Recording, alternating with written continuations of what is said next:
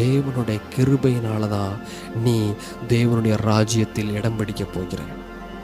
அதனால தான் நாம் அதை சுதந்திரிக்க போகிறோம்.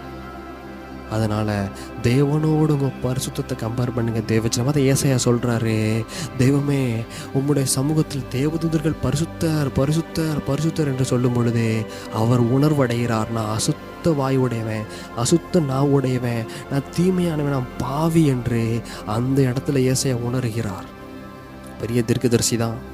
ஆனால் தேவனுடைய பரிசுத்தத்திற்கு முன்பதாக நாம் ஒன்றுமே கிடையாது.